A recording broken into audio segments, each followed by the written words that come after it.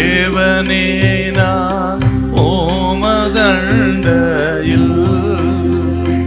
இன்னும் நெருங்கி சேர்வதே என் ஆவல் பூமியில். கொலோசியர் 3:17.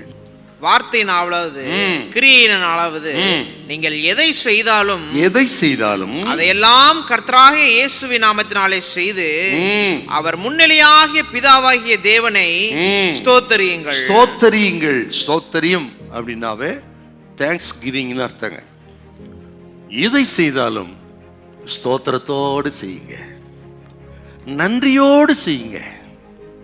ஆண்டவரை துதித்து துதித்து பாடி நீங்க செய்யுங்க, நன்றி செலுத்திக் கொண்டே இருங்கன்னு அர்த்தங்க. எதை செய்தாலும் நீங்கள் நன்றி அறிதலோடு செய்யுங்க. என்ன அர்த்தம்? ஆண்டவர் செய்யறதுக்கு முன்னமே செய்து விட்டார்னு தோத்திரம் பண்ணுங்கன்னு அர்த்தம். எதை ஜெபித்தாலும் வேண்டினாலும் அதை எனக்கு செய்து விட்டார்னு தோத்திரம் பண்ணுங்க, அவ்வளவுதான். கர்த்தர் செய்ததுக்காக ஸ்தோத்திரம், கர்த்தர் கொடுத்ததுக்காக ஸ்தோத்திரம், கர்த்தர் வாக்கியம், அந்த தோத்திரம் மட்டும் பண்ணி நல்லா பாடுங்க. நீங்க கர்த்தர் உங்களுக்கு செய்யறாரா இல்லையா பாரு. இதாங்க ஃபெய்த்து. யோசபாத்து யுத்தத்துக்கு போறதுக்கு முன்னாடி பாடிக்கிட்டே போனார்னு பார்க்கிறோம். என்ன பாட்டு அவர் பாடணும்? கர்த்தர் யுத்தம் பண்ணுவார், வெற்றியை தருவார், சத்துரு ஒழிஞ்சான் போனான் வந்தான். ஆனா அப்படி இல்லைவங்க, கர்த்தர் கிருபை என்றும் உள்ளது என்று துதித்தார்கள். என்ன வெற்றிக்கு முன்னமே தோத்திரம் பண்ணிட்டான், கொடுத்து விட்டார்னு. பழைய ஏற்பாட்டு காலத்துல என்ன எக்ஸாம்பிள்ங்க அது? யுத்தத்துக்கு போறதுக்கு முன்னமே யுத்தத்துல வெற்றி கொடுத்துட்டான், துதித்தார்கள். நீர் வெற்றியை கொடுத்து விட்டு ஸ்தோத்திரம் அப்படின்னு. என்ன நடந்தது? இவன் யுத்தமே பண்ணல, அவர் யுத்தம் பண்ணிட்டாரு. 3 பெரிய கூட்டம் மடிந்து விழுந்தார்கள். இவர்கள் கொள்ளையிட்ட அந்த இடத்துக்கு பேரு பெராக்கா.